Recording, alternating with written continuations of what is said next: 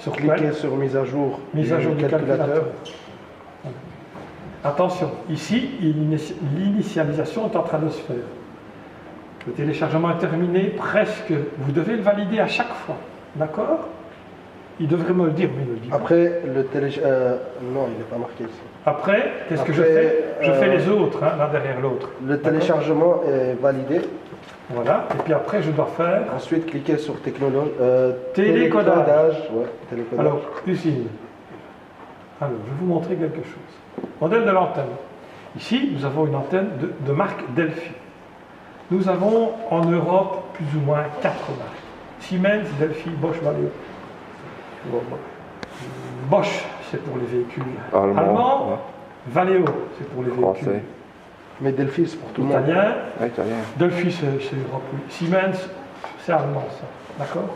Donc, je prends Delphi parce que Delphi... C'est américain, ça, Delphi, je crois. Delphi, c'est fort possible.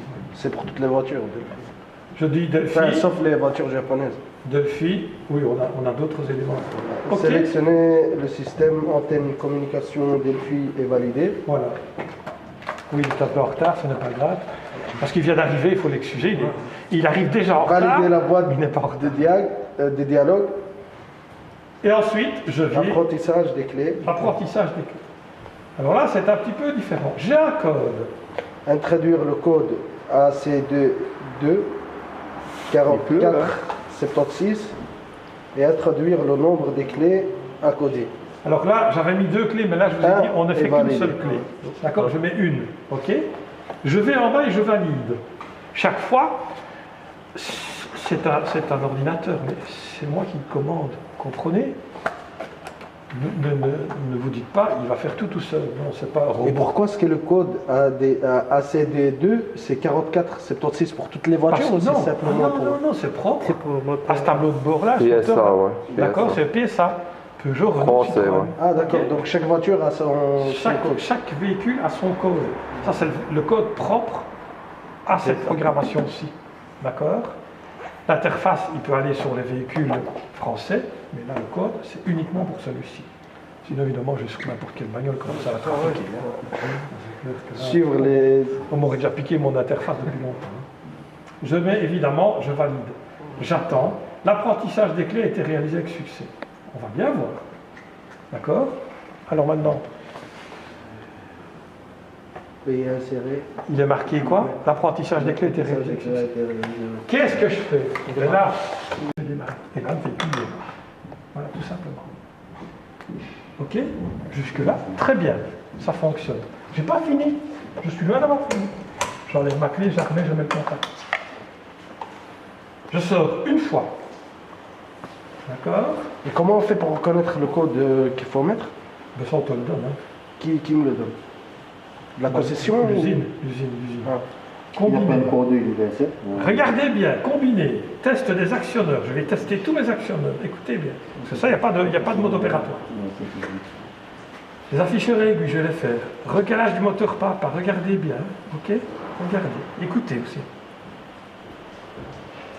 J'ai tout recalé à 0. Vous avez vu? Vous avez vu aussi? T'as vu? Oui. Contour. Il est à Le contour, 0. il est là. Voilà. Ouais, bah, chouïa, je recommence. Chouïa, c'est tout chômage aujourd'hui. Voilà. Il fonctionne avec un moteur, pas à pas. D'accord? Impulsion par impulsion. Ça va? Jusque-là. Je valide toujours. Hein. Et puis je fais tous les autres. Hein. Là, je vais faire le plat gratos, regardez. Pour une fois. On y va. Hop, vous voyez, tout simplement la jauge me dit yes or not yes. C'est bon. Elle fonctionne.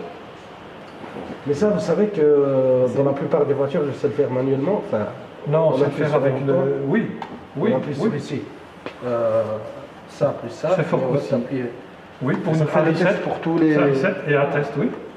Indicateur température de moteur, voilà. Ça, Surtout la voiture.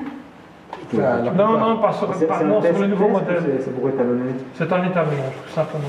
Et indicateur de vitesse, voilà, même chose ici. On pourrait s'amuser à dire à un mec qu'il a l'entièreté de son plein alors qu'en fait il a demi-temps. Non, non, parce qu'il revient à 0 directement. Hein. Ah non. Ce n'est pas possible. Donc là, j'ai essayé tout, je sors une fois. Je n'ai pas terminé, il me reste les divers. Alors qu'on va arriver en été, mais enfin, c'est pas grave. Éclairage, je vais faire l'éclairage du tableau de bord. Vous voyez, ici est clair. Ok. Toujours, j'attends et je valide. D'accord? Même si ça dure 1 minute, j'attends et je valide. Parce que le suivant va être un petit peu plus compliqué. Voyons. Tous les voyants vont s'allumer. Et là, le temps qu'il envoie la configuration, il faut le temps qu'il revienne. Ne me dites pas, monsieur, j'ai bugué. Non, vous n'avez pas bugué, vous devez attendre. C'est comme c'est l'électronique. Et quand le CD, c'est ce petit nez-là. Ne croyez pas qu'on peut se remettre à zéro. Vous voyez, là, il va simplement s'allumer pour dire, tout fonctionne. Voilà. Et là, vous avez terminé votre programmation des clés. Voilà. Pilotage actionnaire réussi, aucun problème détecté. Donc qu'est-ce que je fais? 1 fois, 2 fois, 3 fois, 4 fois. Je dis oui, je veux sortir. Laissez-moi sortir. Question, comment on a fait tout ça pour la clé? On l'a reprogrammé parce qu'il faut programmer la clé avec le. Quand ta voiture arrive au garage et tu n'as qu'une seule clé, ou peut-être pas. D'accord? Donc, d'accord, mais je veux dire, pourquoi on a fait monter dans les tours? On a fait monter le réservoir. Ah, ceci, pour tester les. Pour tester, parce que tu es censé, je l'ai déjà dit, à la livraison du véhicule, le client il achète un véhicule neuf et donc neuf, ce qui veut dire qu'il doit répondre, qu'il doit être fonctionnel, mais qu'il doit répondre aux critères d'exigibilité de la vente. D'exigibilité de la vente. D'accord? Et donc, si un élément ne fonctionne pas, si vous n'avez pas mis, si vous n'avez pas vérifié le liquide de frein, le liquide de lave-glace, le liquide du niveau de refroidissement, l'huile, tous les paramètres, les clés, etc. Le gars, lui, il n'est pas professionnel. Il vous a acheté une bagnole, il a payé un bon prix, hein, et il veut absolument en avoir pour son argent. Donc si, évidemment, à un moment donné, le client revient et me dit, je n'ai qu'une seule clé qui fonctionne, c'est quoi ça? Ça s'appelle du service après-vente. Mais ce n'est même pas du service après-vente parce que vous n'avez pas fait de service. Donc, il y a un minimum de choses. Quand on livre une voiture qui était achetée, je suis désolé, c'est pas que la simonisée. Il y a il y a 109 points à vérifier. La pression des pneus. D'accord? Le réglage des phares. D'accord? Contrôle technique, quoi. Oui, une sorte de mini-contrôle technique. Et vérifier si les roues sont bien serrées. Imaginez-vous en usine, c'est... Et si la machine, elle déconne, okay. Vérifiez si tous les boulons en dessous sont faits. Les freins, d'accord? Les sièges, la batterie, si elle tient bien, si elle est bien connectée, s'il y a bien tous les fusibles. Si tout fonctionne, clignotant à gauche, clignotant à droite, feu stop, feu arrière, etc. Éclair plaque. Il suffit qu'on oublie de mettre un fil quelque part dans le montage. Il y a 10 000 pièces dans une auto, en moyenne. Donc imaginez-vous qu'on ait oublié une pièce. Qu'est-ce qui est responsable in fine? C'est vous, c'est le vendeur. Et c'est la personne qui a préparé le véhicule pour la livraison. C'est un poste important, le véhicule pour la livraison, pour plusieurs raisons. Un, j'ai toujours dit, la voiture, ça tue. Sécurité, ça c'est très important. Et deux, il y a une image de marque. Le gars, il vient acheter une Peugeot parce qu'il a toujours eu confiance en Peugeot et qu'il veut garder une Peugeot. Mais s'il arrive au premier tournant et qu'il y a une roue qui fout le camp, le mec va remettre la voiture chez Peugeot et va dire « Oh, ben moi, je suis défranchi, j'ai peur de ma voiture.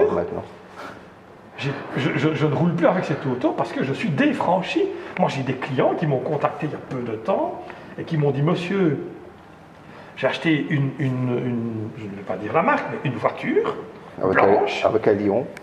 Non. Il y a des poussières dessus. J'arrive et je vois, oui, neuf. Je vois des poussières. Il y a des poussières. Il y a des poussières sur le capot. Des poussières. Je dis, c'est pas possible, ça. Je regarde sur le toit. Sur la peinture, on a peint, il y a la poussière dessus. Je dis, ce n'est pas possible. Les peintures d'usine, normalement, c'est 0 poussière. Zéro. Pourquoi? Parce que c'est dans des sas hermétiques fermés. Donc 0 poussière. Attendez, je pousse plus loin, moi, évidemment. Je vais dans la boîte à fusibles. Qu'est-ce qui manque? Les fusibles de rechange. Vous voyez, il y a un petit emplacement où il y a 3 fusibles de rechange. Ah, ils n'y sont pas. Bon. C'est raison, c'était quelle marque? Je regarde la pression des pneus. Renault. Un 8, un 9, un 7. Renault, Peugeot. Ben, je dis non, normalement, j'ouvre le clapet du réservoir, je vois 2, 2, 2, 3. C'était une Smart. Je me dis, je vais quand même vérifier le couple de serrage. Il n'était pas fait. J'ai dit à la cliente, madame, votre voiture, interdiction de rouler avec. Pourquoi? Cette auto n'a pas été contrôlée lorsqu'elle est descendue du bateau. On vous l'a livrée d'office comme ça. Première des choses, on va revoir la peinture. Et deuxième des choses, on va aller au garage et redemander, donc premièrement, la fiche d'atelier de la livraison de la voiture, hein, voir ce que le gars a fait. Et deuxièmement, on va revoir le truc. Je n'avais évidemment pas dit que j'étais son expert. J'arrivais, je fais l'innocent, je m'assieds. Et alors, je le dis à la dame, je lui avais dit, vous devez demander ça, ça et ça. Et puis elle dit à un moment donné, ben, elle explique tous les paramètres, et puis elle dit, ben, il y a un expert qui est quand même venu. Je vois la tête du gars qui change de couleur. Ah bon, oui. Ah, ben, dans ce cas-là, on va revoir l'auto. Ben, revenez demain. On revient le lendemain, et je fais toujours ma tête d'innocent, hein, parce qu'il faut de temps en temps. Et le gars dit, oui, mais enfin, l'expert, il a quand même été loin, hein, on avait quand même préparé le véhicule, etc. Et je dis, moi, je me dis toujours rien, je dis, je voudrais simplement voir la fiche d'atelier. Ah, mais non, ça ne peut pas, etc. Bon, je ne dis rien, parce que si évidemment je dis qui je suis, le gars est obligé de me la demander. Donc la dame dit à un moment donné, oui, mais moi, je n'ose plus reprendre l'auto. Pourquoi? Ben, parce que j'ai roulé avec et je suis défranchi. J'ai peur de l'auto. Alors qu'est-ce qu'on a fait?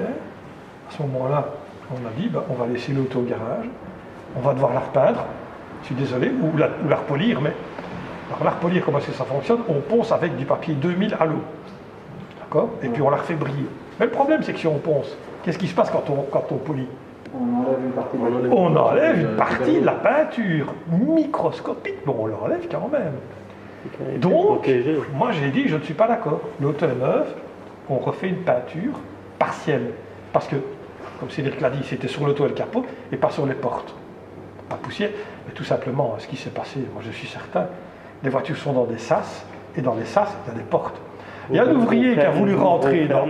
Voilà. Il y a un ouvrier qui a voulu rentrer, il a trouvé une pointe, et il est rentré, il a fermé la porte, et donc fatalement la poussière... Et la poussière est allée évidemment se mettre où il ne fallait pas, puisque de toute façon, avec les robots qui peignent, il y a une aspiration d'air. Ouais. D'accord? Et ce qui s'est passé, c'est dedans.